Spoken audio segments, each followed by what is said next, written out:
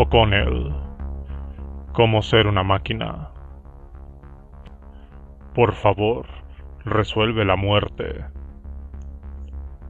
En los días y semanas que siguieron a la reunión de Terasem, pensé con frecuencia en la protesta de Jason Shu en el campus de Google. Seguía dándole vueltas, especialmente en la pancarta que decía: Google, por favor, resuelve la muerte. Pese a su carácter absurdo, la frase parecía encerrar en sí misma el extraño conjunto de deseos e ideologías que constituyen el corazón del transhumanismo, con su fe en el poder y la benevolencia del tecnocapitalismo. El acto no constituía una protesta tanto como una súplica, una oración. Líbranos del mal, sálvanos de nuestro cuerpo, de nuestro yo caído, porque tuyo es el reino, el poder y la gloria.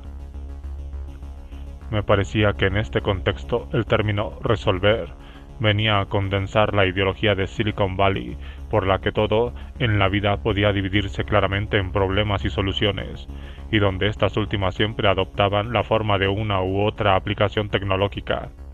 Tanto si el problema era que tenías que recoger la ropa de la tintorería, como si se trataba de solventar las complejidades e incertidumbres de las relaciones sexuales, o de afrontar la realidad de que algún día morirías, siempre habría un modo de hackearlo. Desde esta perspectiva, la muerte ya no era un problema filosófico, era un problema técnico, y todo problema técnico admitía una solución técnica. Recordé lo que Ed Boyden me había dicho en Suiza: nuestro objetivo es resolver el cerebro. En el prólogo de un libro publicado en 2013 sobre la ciencia de la prolongación de la vida, Peter Thiel escribía que la distinción clave entre las ciencias de la computación y las ciencias biológicas, que en los ordenadores intervienen bits y procesos reversibles, mientras que en la biología intervienen materia y procesos aparentemente irreversibles, estaba a punto de desvanecerse, y argumentaba que la capacidad de procesamiento adquiría cada vez mayor importancia en el ámbito de la biología, permitiéndonos revertir todos los achaques humanos de la misma manera que podemos solucionar los errores de un programa de ordenador. A diferencia del mundo de la materia, escribía, en el mundo de los bytes se puede hacer retroceder la flecha del tiempo. A la larga, la muerte dejará de ser un misterio para reducirse a un problema resoluble. Resuelve el cerebro, resuelve la muerte, resuelve estar vivo. Entre los investigadores dedicados a la prolongación de la vida que había recibido fondos de Thiel figuraba un gerontólogo biomédico inglés llamado Aubrey de Grey, que dirigía una organización sin ánimo de lucro llamada SENS, o Estrategias para una Senectud Desdeñable Diseñada, por sus siglas en inglés. De Grey había logrado una considerable notoriedad tras afirmar que, de hecho, ya estaba desarrollando tratamientos que permitirían a los seres humanos que vivían actualmente prolongar su vida de manera indefinida. En concreto, argumentaba que el envejecimiento era una enfermedad y además una enfermedad que podía curarse y que debería abordarse como tal, que todos deberíamos llevar a cabo una gran contraofensiva contra nuestro enemigo común, la mortalidad en sí. Yo sabía del trabajo de Aubrey desde unos años antes de conocerle personalmente, puesto que era una de las figuras más destacadas del movimiento transhumanista. Max More, Natasha Vita-More me habían hablado con aprobación de su trabajo, al igual que Randall Cohen, y asimismo había sido el centro de un puñado de libros y documentos, además de un montón de artículos periodísticos, tanto crédulos como despectivos. Entre las ideas que había popularizado, entre otros canales, a través de una charla TED realizada en 2005 que había sido muy difundida, había algo llamado velocidad de escape de la longevidad. Era la idea de que a la larga el ritmo del avance tecnológico en el ámbito de la prolongación de la vida aumentaría hasta el punto que, por cada año transcurrido, la media de la esperanza de vida humana se incrementaría en más de un año. En ese punto, sostiene la teoría, podríamos interponer una confortable distancia entre nosotros y nuestra mortalidad. Durante más o menos el último siglo, la esperanza de vida había aumentado a un ritmo aproximado de 2 años por década, pero la expectativa más optimista dentro del movimiento de la prolongación de la vida era que pronto llegaríamos a un punto en el que ese ratio se dispararía, eliminando así en la práctica, en palabras de Gray, la relación entre la edad que tienes y la probabilidad de que mueras en el próximo año. Esta idea de la velocidad de escape de la longevidad era una especie de artículo de fe entre los transhumanistas y los entusiastas de la prolongación de la vida. Era una idea que Max More, por ejemplo, me había planteado varias veces cuando hablé con él, por ejemplo, como base de su esperanza de que él mismo no tuviera que depender del respaldo de la suspensión criónica para garantizar la prolongación radical de su propia vida. Y también era la premisa central del libro publicado en 2004 por Ray Kurzweil y Terry Grossman, que llevaba por título Viaje fantástico, vive lo suficiente para poder vivir para siempre, donde se argumentaba que si los hombres actualmente de mediana edad, como los propios autores, pudieran vivir hasta los 120 años, llegarían a tiempo para hallarse en condiciones de no morir nunca. Me reuní con Eury una mañana de agosto en un tenebroso bar situado en las inmediaciones de Union Square, en San Francisco, justo enfrente del Hotel Hilton, donde acababa de dar una charla en un congreso de inversiones inmobiliarios. Era poco después de la hora del desayuno, y Eury estaba limpiándose la espuma de la que podía ser o no la primera pinta de cerveza del día.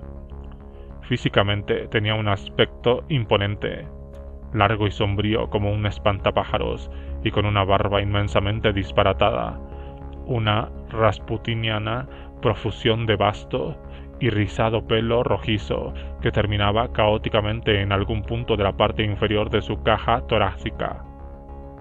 Esa barba, por la cual era casi tan conocido como por sus prometeicas afirmaciones, ejerció una influencia casi literalmente abrumadora en mi interacción con él, no solo como una rica fuente de distracción visual, sino también por el efecto que tenía en su forma de hablar, que adquiría un matiz a la vez estentorio y apagado, de manera que, pese a las dramáticas resonancias de su disquisición, de vez en cuando me vi obligado a pedirle que me repitiera lo que había dicho.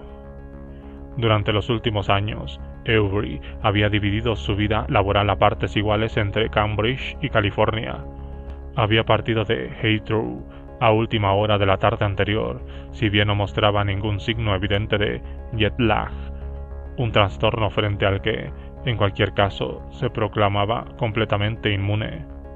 En los últimos años había trasladado la mayoría de las operaciones de Sense a Silicon Valley, cuya cultura se mostraba mucho más receptiva a su visión de una regeneración y juventud indefinidas, a la posibilidad de un triunfo final sobre la muerte. Considero, me dijo, que aquí hay una mayor proporción de personas visionarias, que no han perdido la capacidad de apuntar alto. Mientras hablaba, se pasaba la mano por la barba de arriba a abajo al ritmo de sus palabras. Exhibía el inconfundible acento, la cansada ironía congénita de la clase alta inglesa. Aunque Teal era una de las principales fuentes de donación filantrópica del Sense, en aquel momento el mayor donante de la organización era el propio Eury. A la muerte de su madre, en 2011, había heredado propiedades por valor de 11 millones de libras en el distrito londinense de Chelsea, y la mayoría de ellas las había transferido a Sense, que estaba registrada como organización benéfica, con lo que se evitaba pagar impuestos. Pero encontrar una cura para el envejecimiento era una empresa costosa. Tenía que pagar a un equipo de comunicación y a una plantilla de científicos que trabajaban a jornada completa. Según calculaba el propio Eury, a Sense le quedaban aproximadamente un año para gastar el dinero de la herencia. Así que, cuando me reuní con él, su labor se centraba casi exclusivamente en incrementar las fuentes de financiación externa.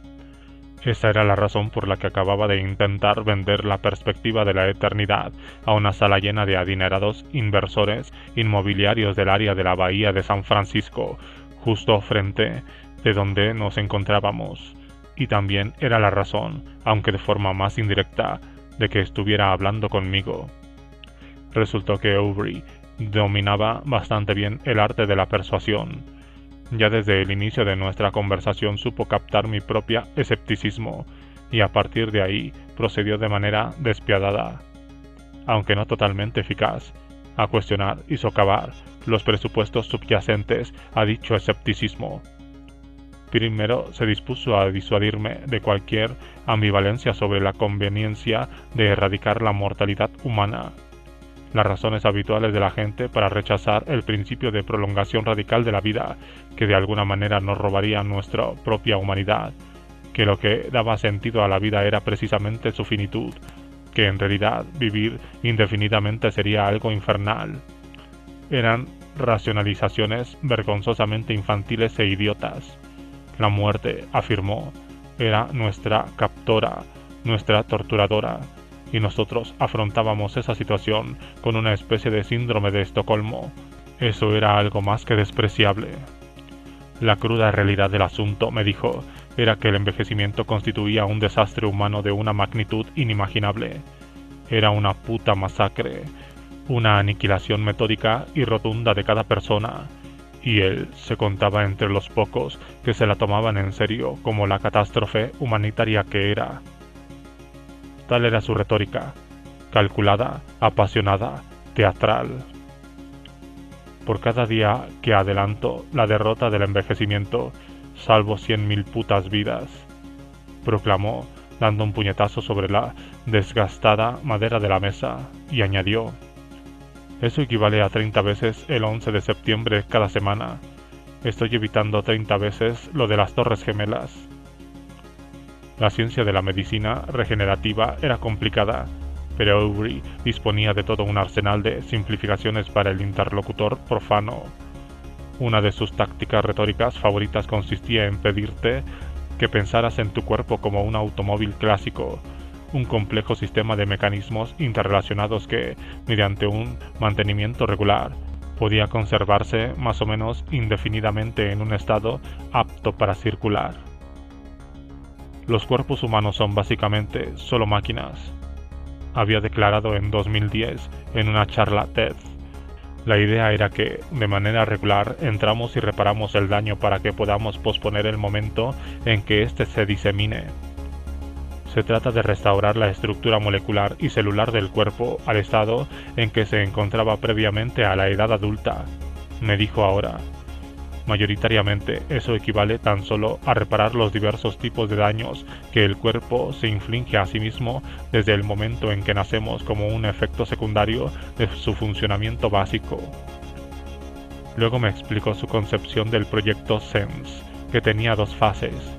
La SENS 1.0, en la que la organización se hallaba involucrada en gran medida en aquel momento, implicaba diversas terapias que, según él, sería posible desarrollar en las próximas 2 o 3 décadas, siempre que hubiera financiación suficiente. Me explicó que probablemente esas terapias proporcionarían a las personas que actualmente rondaban la mediana edad, como él mismo, 30 años más de vida saludable. La mayoría de sus colegas gerontólogos lo consideraban demasiado optimista, aunque algunos se habían convencido del valor de sus afirmaciones. En la fase SENS 2.0 era donde las cosas entraban en el terreno de la ciencia ficción, básicamente la teoría de la velocidad de escape de la longevidad. Después de esos 30 primeros años, me explicó, esas mismas personas volverán en busca de más rejuvenecimiento. Para entonces las terapias habrán avanzado de manera significativa, puesto que 30 años es un periodo muy largo en términos de cualquier iniciativa científica, y resulta prácticamente seguro al 100% que la segunda vez podremos rejuvenecer a esas personas con mayor eficacia aún que la primera. De modo que lo que nos guía es la idea de que podremos ir un paso por delante del problema de manera indefinida. hasta el punto de que podamos tratar a la gente de una manera que les permita permanecer biológicamente en la veintena o la treintena para siempre, lo cual se traduce de manera muy directa haciendo una predicción conservadora en periodos de vida de 4 dígitos.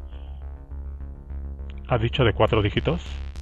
Pregunté, deslizando mi grabadora de voz a través de la mesa hacia el extravagante edificio de su barba.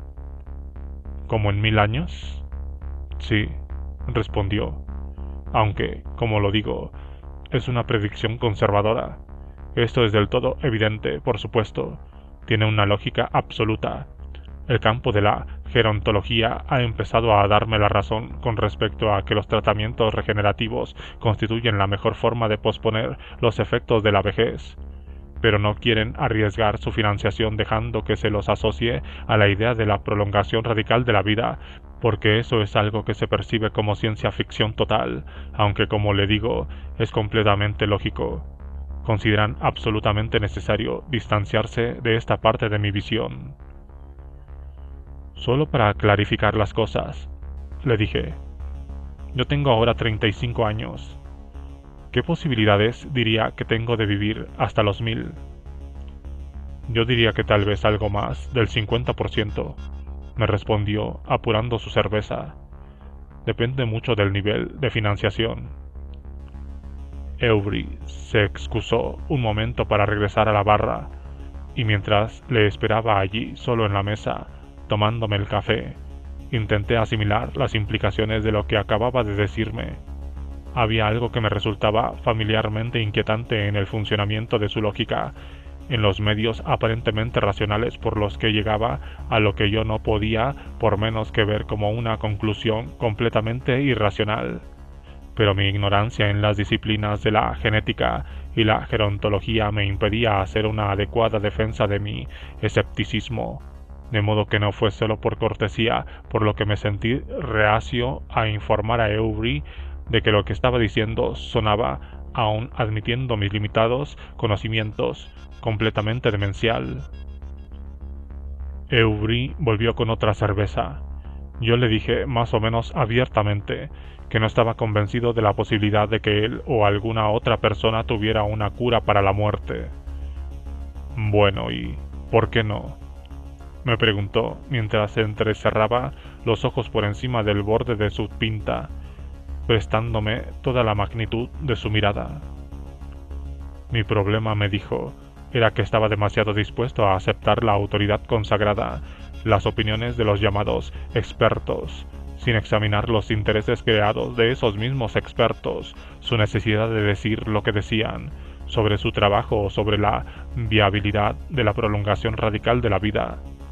Aunque ello no estuviera necesariamente de acuerdo con lo que en realidad pensaba, no se atrevían a que les vieran manteniendo posturas controvertidas, aclaró, por temor a poner en peligro el flujo de subvenciones para su trabajo.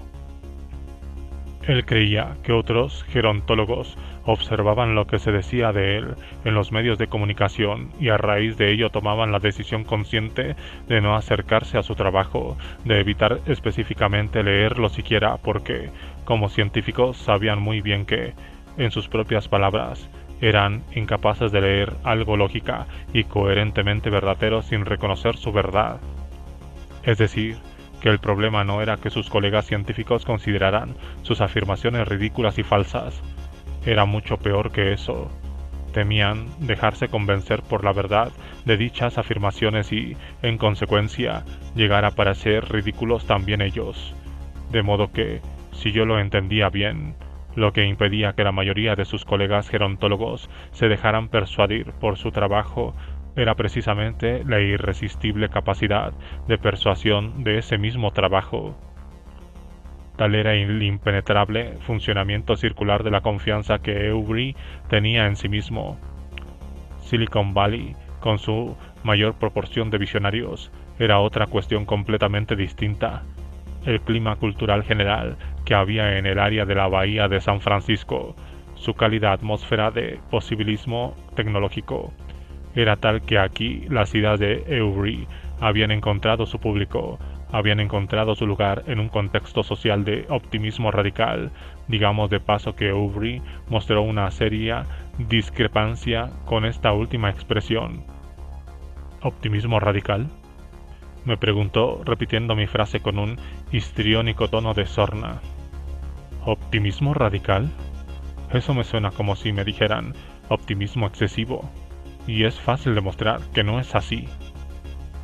Cuando Sens se trasladó al otro lado del Atlántico, estableció su nueva sede central justo al final de la misma calle donde está situada el campus de Google, en Mountain View, una proximidad que presumiblemente obedecía a algo más que al mero azar.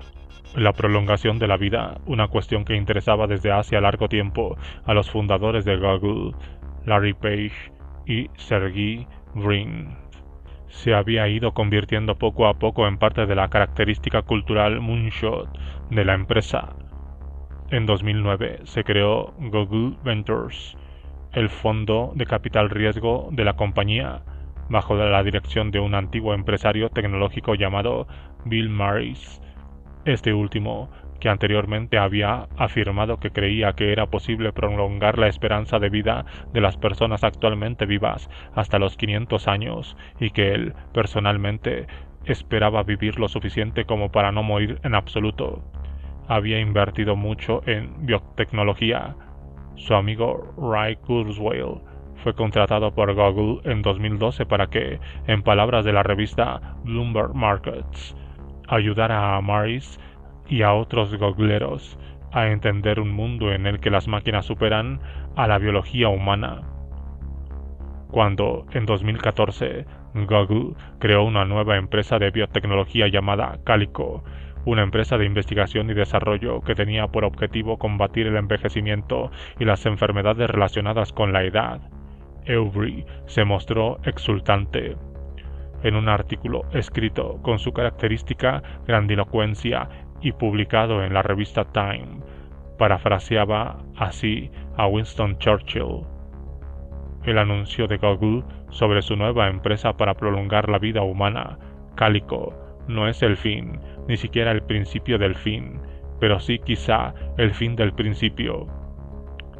Él veía la decisión de Page y Brin de crear la empresa como una especie de reivindicación personal, además de un signo extremadamente alentador de que la guerra contra el envejecimiento estaba empezando a percibirse como una guerra que se podía ganar, aunque según me dijo, si él estuviera en lugar de Page y Brin, obviamente le habrían dado el dinero a Avery de Grey.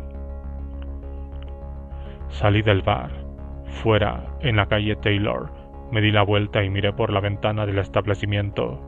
Avery seguía en la mesa, ahora con el ordenador portátil abierto ante sí y los dedos desplazándose en un rápido aleteo sobre el teclado. Sobre el fondo de la penumbra que reinaba en el bar a aquella hora del mediodía, su rostro se recortaba iluminado por el suave resplandor de la pantalla con un blanco irreal, y en aquel momento parecía dotado de la extraña luminiscencia de un santo medieval. La fanática delgadez, la sagrada furia en la mirada. Me quedé observándolo durante un momento, preguntándome cómo sería creer en algo de una forma tan apasionada como parecía hacerlo Avery. Sentirse tan motivado, tan encaminado, tan predestinado. Él no levantó la vista. Supuse que ya me había olvidado. En un perfil biográfico publicado en el New Yorker en 2011, Peter Thiel hablaba de su inversión en la investigación relacionada con la prolongación de la vida y de su financiación de proyectos como el de Avery. Al preguntarle sobre la probabilidad de que tales proyectos exacerbaran drásticamente la ya grave desigualdad económica, dado que la gente que tenía más probabilidades de beneficiarse de ellos eran los muy ricos, él respondió: probablemente la forma más extrema de desigualdad es la que existe entre las personas que están vivas y las que están muertas. Según él, como ocurre con todas las ventajas acumuladas por los ricos, con el tiempo la extensión de la muerte acabaría extendiéndose de una forma u otra a todo el resto de nosotros.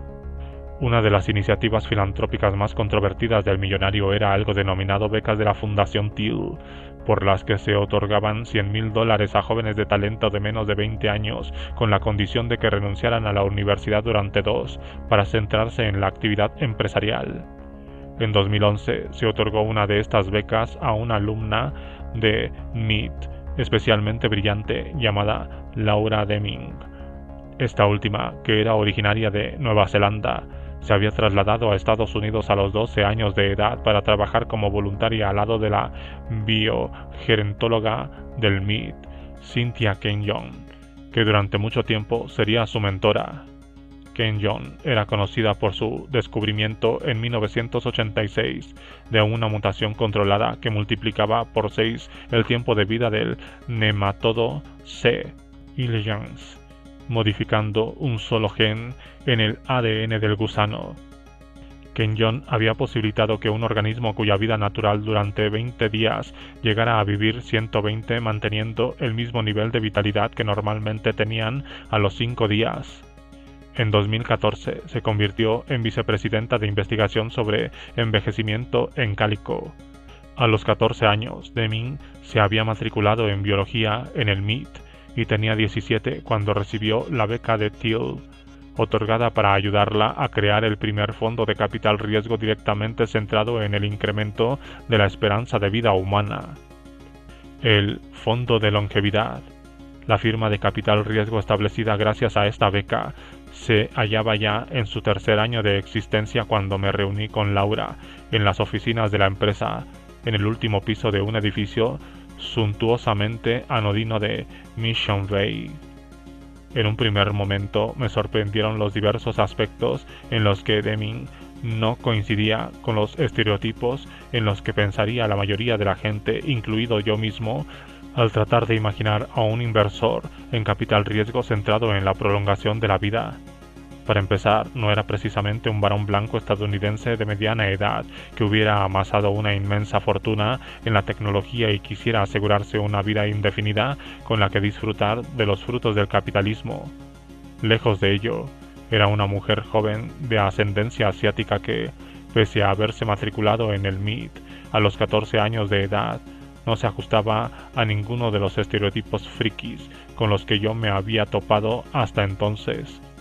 La actitud agradablemente formal y a la vez levemente humilde de Laura no lograba contrarrestar en absoluto su imponente constitución intelectual, lo cual resultaba aún más sorprendente dado el hecho incuestionable de la persona que estaba sentada frente a mí al otro lado de la mesa de juntas era más joven que muchos de los torpes y lacónicos estudiantes universitarios de literatura inglesa a los que yo había dado clases durante años.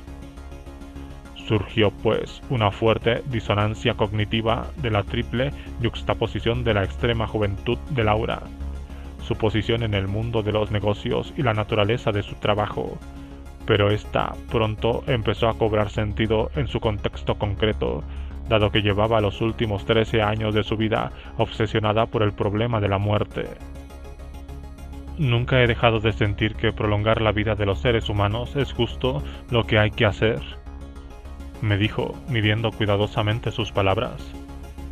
Cuando tenía 8 años, mi abuela vino a vernos y recuerdo que yo quería jugar con ella, pero veía que ella no podía correr. Recuerdo que comprendí que había algo en su cuerpo que estaba, digamos, roto. Y pensé, bueno, obviamente, alguien debe de estar trabajando en una cura para esa enfermedad que tiene mi abuela. Luego supe que, de hecho, no había nadie trabajando en ninguna cura, porque el problema de mi abuela no se consideraba una enfermedad, ni siquiera se consideraba un problema. No mucho después de eso, llego a comprender que la forma en la que el cuerpo de su abuela estaba roto no era más que un síntoma avanzado de una rotura final y absoluta que haría que dejara de existir por completo. A aquella inquietante visión del destino de su abuela le siguió rápidamente la conciencia más profunda de que aquel era, de hecho, un fenómeno universal. El fenómeno universal, y que exactamente ese mismo destino era el que tenía reservado sus padres, sus amigos, todas las personas a las que conocía y no conocía, y ella misma. Estuve llorando, me explicó, durante 3 días seguidos. Laura se obsesionó con la idea de dedicar su vida a abordar aquella inaceptable situación. A la edad de 11 años ya tenía claras sus ambiciones. En sus propias palabras, poner en marcha una entidad lucrativa en el ámbito de la biología del envejecimiento. Me dijo que recelaba de la expresión prolongación de la vida. En nuestra conversación la utilizó un par de veces, pero luego se corrigió diciendo que prefería hablar de revertir el proceso de envejecimiento o de hacer que la gente se sienta mejor al envejecer. El problema de la expresión prolongación de la vida, me explicó, era que evocaba a gente insensata carente de información científica, convenciéndose a sí misma de que nunca morirá. Me dio la sensación de que, pese a todo el cuidado que ponía en distinguir su trabajo de las formas más fantásticas de tecnoinmortalismo, Laura minimizaba astutamente su propia fijación en la erradicación de la muerte. Una realidad peculiar de la medicina moderna, me explicó, era el inmenso número de compañías farmacéuticas que investigaban en busca de tratamientos para enfermedades como el cáncer, la diabetes o el Alzheimer, afecciones que en la inmensa mayoría de los casos iban ligadas al envejecimiento, mientras que prácticamente ninguna de ellas investigaba para resolver la afección subyacente que era la degeneración celular del organismo humano a lo largo del tiempo.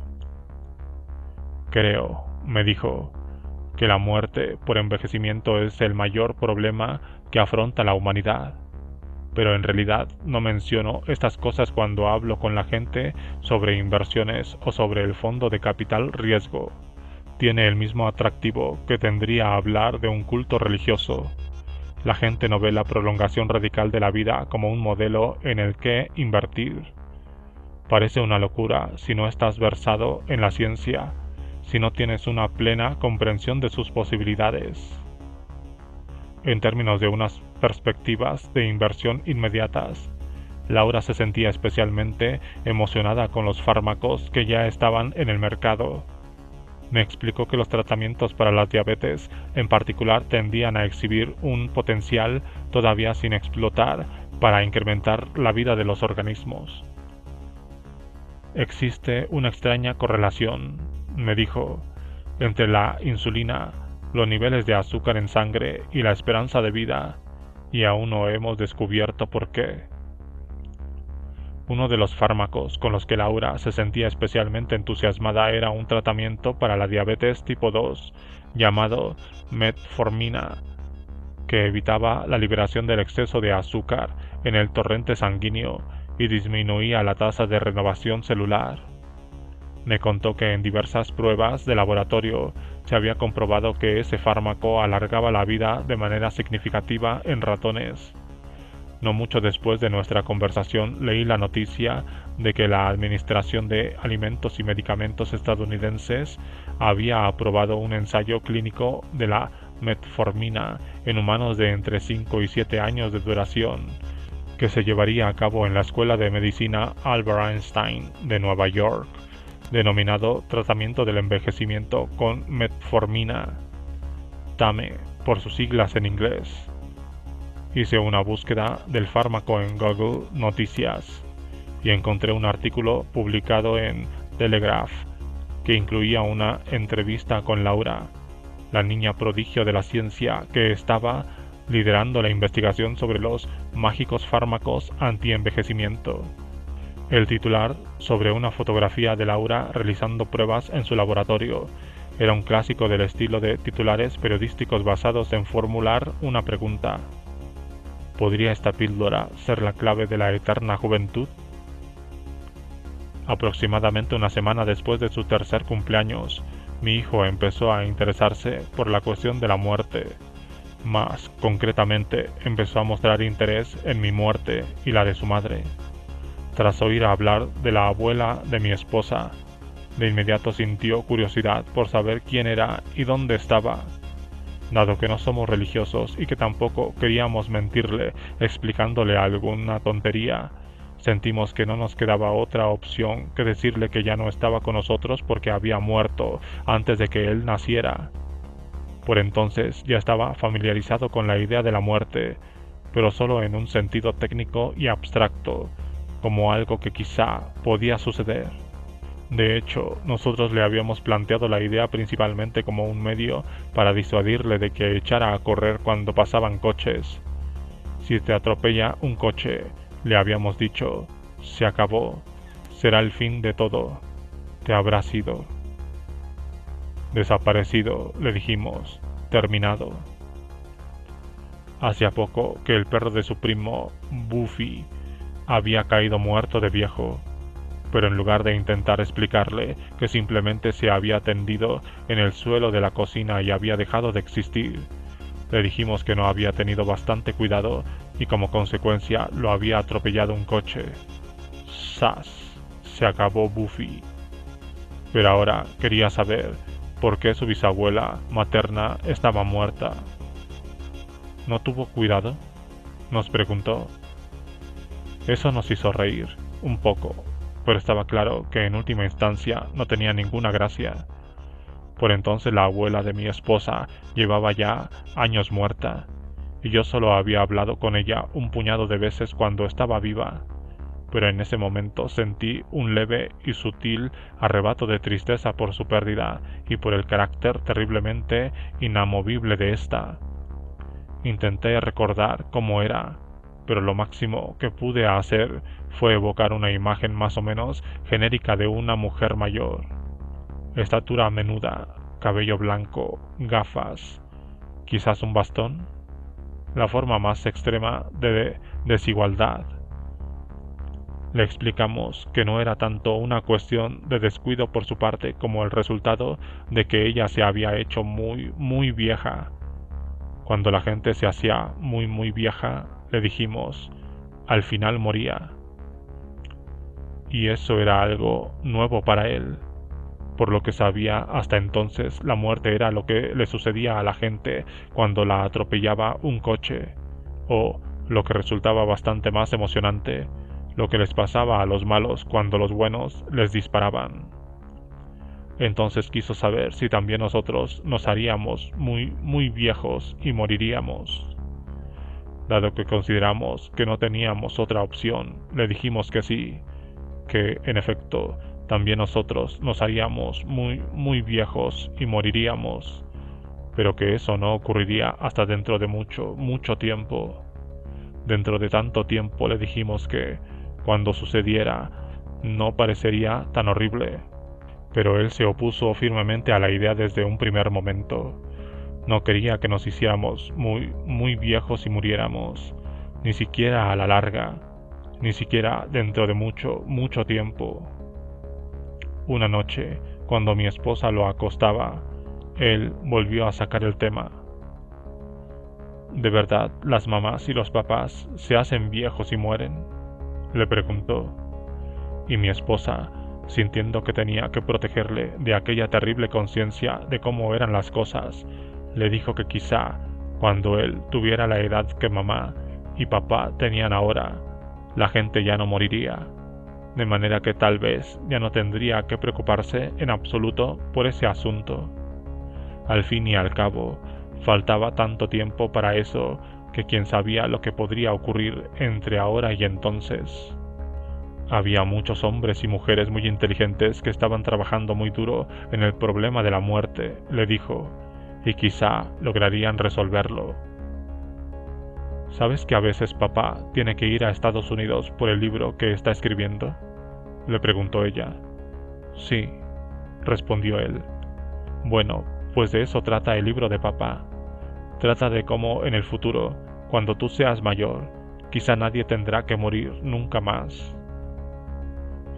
No teníamos acceso al cielo, pero este parecía un práctico sustituto.